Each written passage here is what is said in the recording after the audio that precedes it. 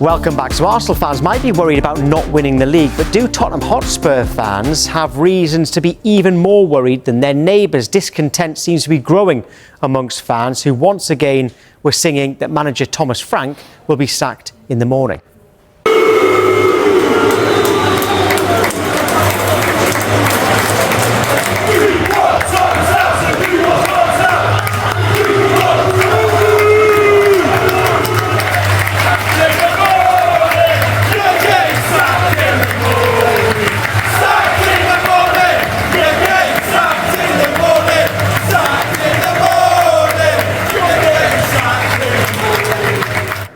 Well, he wasn't sacked. He is still in charge. Let's say he was to go, Tim, and you were in charge of recruiting the new manager, whether it be interim or long term. What would you do? Well, in the short term, we've got to find out who's actually out there for Tottenham. But if it was in the summer, for instance, I hope they keep him till the summer. I hope it stays for the next 10 years, because that means he's been a success. But if they was to make a change and it was a clean slate and you could pick the managers what I think would be the job would be attractive to, I would go for De Zerbi at Marseille.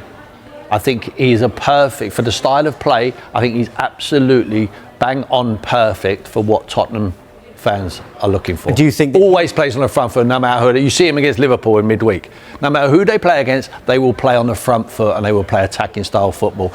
The only problem with De Zerbi is that he can be a little bit prickly. I'm not sure he will suffer fools in the boardroom. If they, he won't be someone they can pull around in there. So it depends what they want. Is it Premier League arrogance to think that De Zerbi would definitely take the Tottenham job, even though he's at Marseille? Yeah. You think he would take it, or you think it's Premier League arrogance? Total arrogance towards the Premier League. But I think it's realistic. I think if Marseille's a huge job, of course it is. But I think if he got offered to come back to Tottenham Hotspur, I think he would pick Tottenham over Marseille. But he would need all the ducks in a row. And what I mean by that, he wants to know how the club's going to be and run. Is he going to have the final say on recruitment of players? Is he going to be able to play the players what he wants to play when he wants to play them?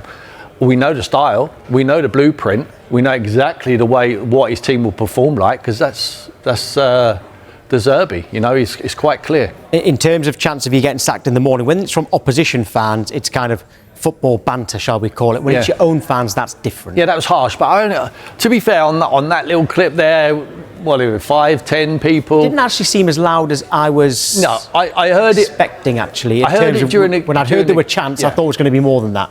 Yeah, I mean, look, Thomas knows. He's no fool. He's an intelligent guy. He knows that it's not great at the moment. And a draw away at Burnley isn't fantastic, to rescue it at the death there. And I just have it right, they didn't play bad.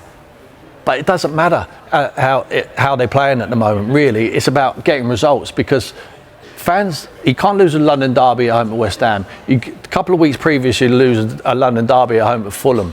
You get beat away at Bournemouth, and then you go to Bournemouth, Burnley, who are looking like 99% are going to be in the Championship next year and not getting maximum points. So fans are going to be disgruntled. Of course they are, because Tottenham are in 14th place in the league. They're out of both cup competitions. They're flying high. They play Frankfurt midweek in the Champions League. If they win that, they qualify automatically for the top 8. So they're going well in that. Realistically, what chance have they got of winning that competition? Look, they're 8 points from relegation. I know your next question is going to be, are they in a relegation battle? 8 points, but they're also 9 points from the Champions League spots. So it can go either way. The problem they're going to have, Tom, is that the next games, they play Man City, they play Man United, they play Newcastle, and then they go London derby again, North London derby against Arsenal. So the games don't look great on paper. But the games have looked fantastic on paper, they haven't won. So perhaps they can go and win them big games where you don't really give them a chance. Man City is a good team to play if you're a Tottenham manager, because you always beat Man City. Right, well, we'll see what happens this time. Chris Cowlin, actually, that video we just showed was sent in by Chris Cowlin, who is on now to speak to us. All right, Chris, what were the chances of you getting sacked in the morning? Was it as loud as made out? Because Tim and I didn't think it was actually that bad. Tim, good morning to you. Yeah, morning. They were loud, and it was throughout the whole of the game as well. And also, what you didn't show, they also sang, sideways and backwards everywhere we go. Yeah. And Thomas Frank, your football is rubbish. So I think that says a lot at the moment, the way that the Spurs fans feel about Thomas Frank. And it's not just at away games. The last home game before the full-time whistle against West Ham. And when you're talking about a relegation zone, we've just played 2 teams in the last week in the relegation zone. And we lost at home to West Ham, and we scraped a draw at Burnley. It's pretty embarrassing at the moment, and I'm worried. Like Tim, you just mentioned our next 4 fixtures in Feb. At least you know the fixtures, because even in the post-match presser, Thomas Frank didn't even know the fixtures. Okay, Probably don't want to think about them. Well, yeah, maybe it's just what managers say, focusing on the next game. That's what they were saying. But in terms of relegation battle, you don't actually think you're in a relegation battle, do you? Why not? No one is too good to go down, Tom. And when you look at the Premier League table right now, all our Spurs fans kept looking up, saying we're only X amount of points away from the top 5, those European spots where we always expect Spurs to be. But when you look at the table now, West Ham have just picked up 5 points more than us in this last week. They're sitting on 20 points. Spurs are on 28. We've got Crystal Palace, Leeds, Forest all behind us. And when you look at these fixtures in Feb, extremely tough, and you don't know where the next points are coming from. Yeah, and when you think about our top goal scorers this season in all competitions, Richarlison with 8, he's out injured. Van de Ven and Romero 7 and 6 respectively. Polina in and out of the team on 5. Johnson with 4. We've sold him to Crystal Palace. So where are the goals coming from? That is my issue as well. And a lot needs to happen. But that performance, I know Tim said that it was a fairly decent performance. It was better than what we've seen this season at Burnley. But defensively, I thought we were all over the place. There was no shape. It seemed to be more like a diamond back 4, when the players were running back rather than, in a straight line. And in midfield, we were overrun. And in attack, Chris, we just couldn't be clinical. So it wasn't that great. Yeah, I agree, mate. I mean, your biggest goal threats are your 2 centre-backs, Mickey van der Ven and Romero. But if only they was as sharp and switched on in their own box, to defend their own goal rather than the anticipation, what they show, and the sharpness and the quality they show in the opposition box. I know they're trying their best to go and rescue the game. I'm not suggesting changing them to, but you need a little bit of help around them as well, to realise that you have to defend in this game. You have to work from a solid base. Man United have showed that. Michael Carrick's gone in there, he's kept it nice and simple and say, we'll keep this nice and solid here. But then you've got the creativity from the players in front. I'm not sure, don't know what you think, but I'm not sure Tottenham had the creativity in the midfield areas. If they haven't got it, they're certainly not being asked in their principles of play to play the ball forward, to try them things. I'm sure that some of them have got the quality. I mean, Conor Gallagher at the moment must be thinking, wow, I'm here to run into the box to try and score goals. He's hardly had a shot in 2 games.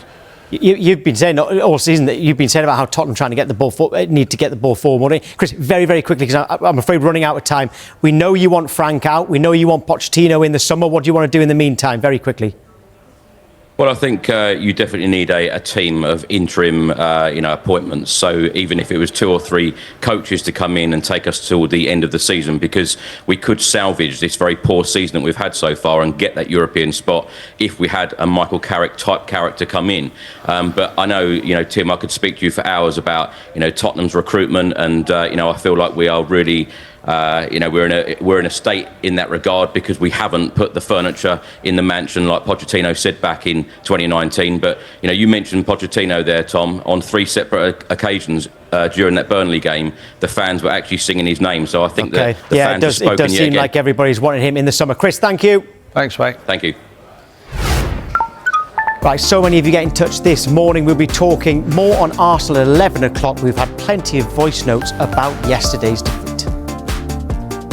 I don't think it's the pressure of the players. Well, you can say that at times. I think it's the pressure of the manager.